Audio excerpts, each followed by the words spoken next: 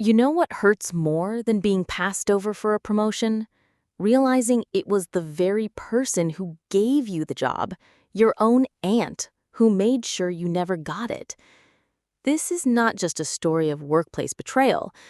It's about how family can become the sharpest knife in your back.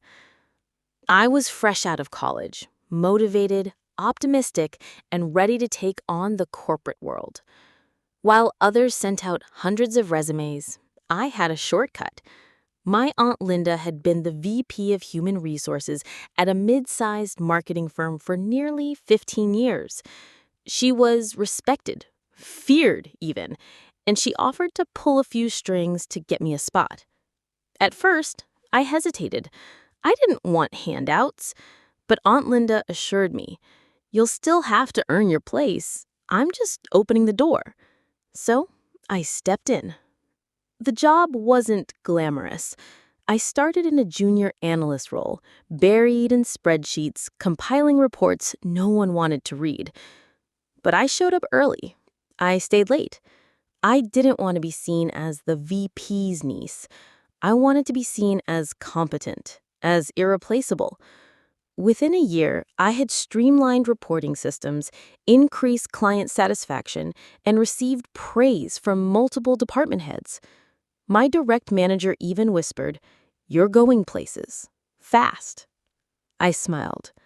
But I didn't know then that someone was quietly building a trap behind the scenes. David put a hand on my shoulder, a silent, steady anchor of support. That's all I needed. I closed my eyes for a second, then opened them. The hesitation was gone. I hit the call button. "Paul, it's Emily," I said in a low and even voice. "I need you to do something for me. Right now, I want you to start the breach of values clause on the Reynolds Properties account. Stop all integration work. I'll handle the official communication and the fallout." I listened for a moment. "Yes," I said. "I'm sure." I ended the call and stood up. It was time. I walked out of that kitchen and back into the fairy tale. The setting sun cast long shadows across the lawn. The band was playing something soft. Everyone was laughing and drinking champagne. It felt like I was moving through water. I walked directly to the head table. My parents, James, Sophia, and her father, William Reynolds, were all there.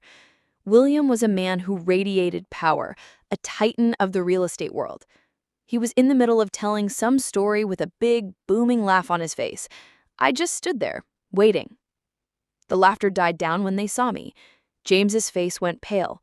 Sophia's smile tightened into a sneer. "Did you get lost on your way back to the kitchen?" she asked, her voice just loud enough for the table to hear.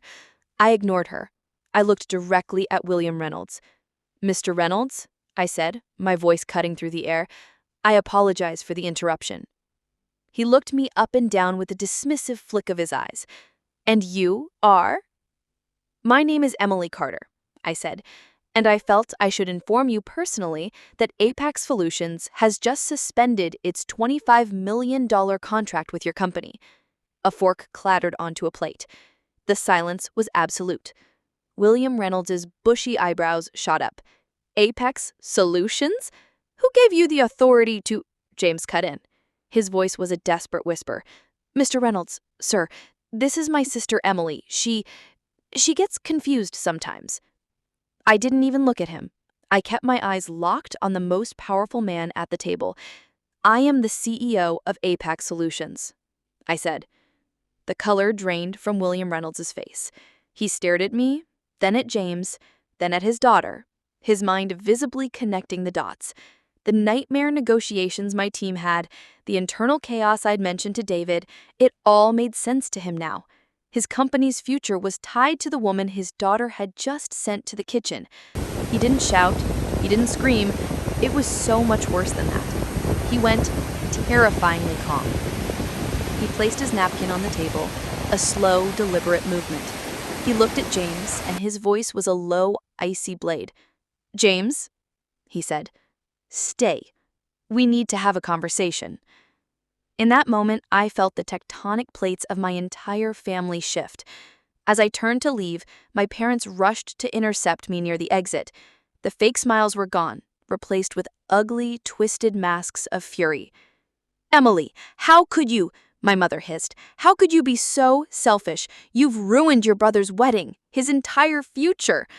My father stood behind her, nodding.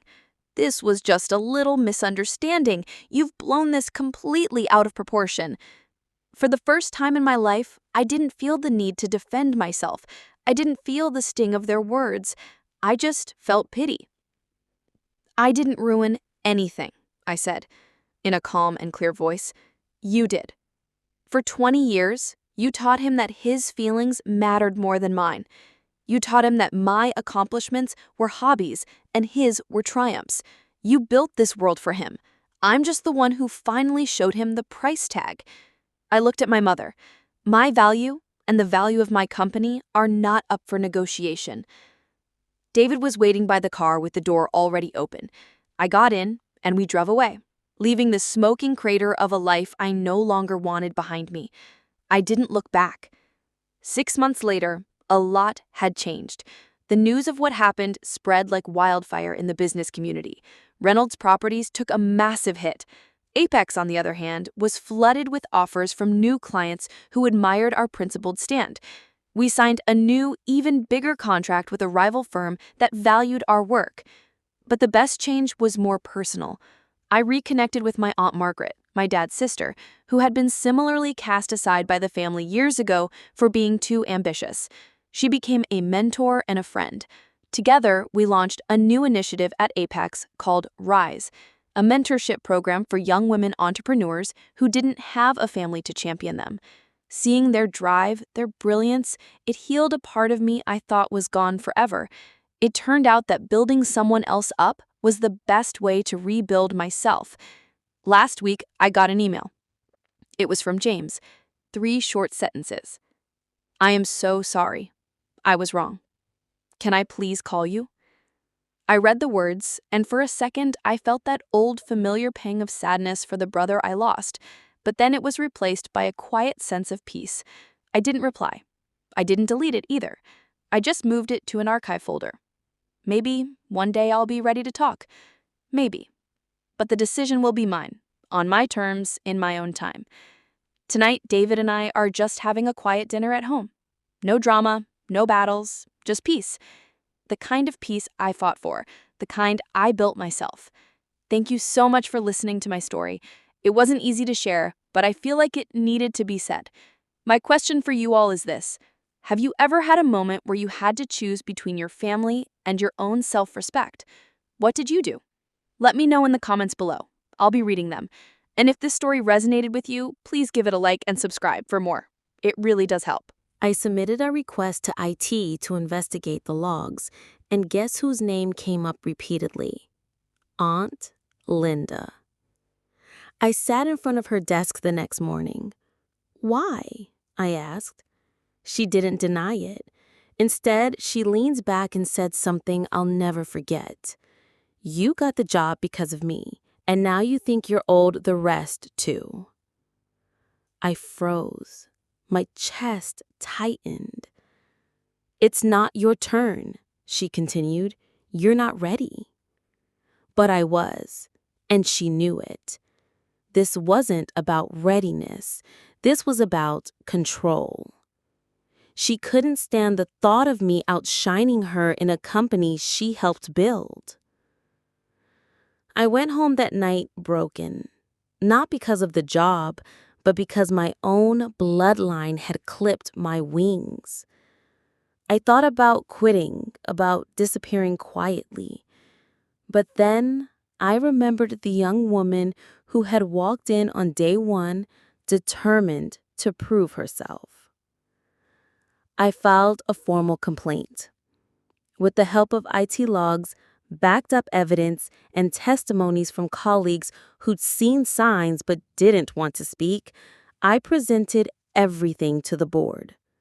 It was messy, political, cold. But eventually, Aunt Linda was let go. I didn't get the promotion immediately. The company needed time to restructure and rebuild trust.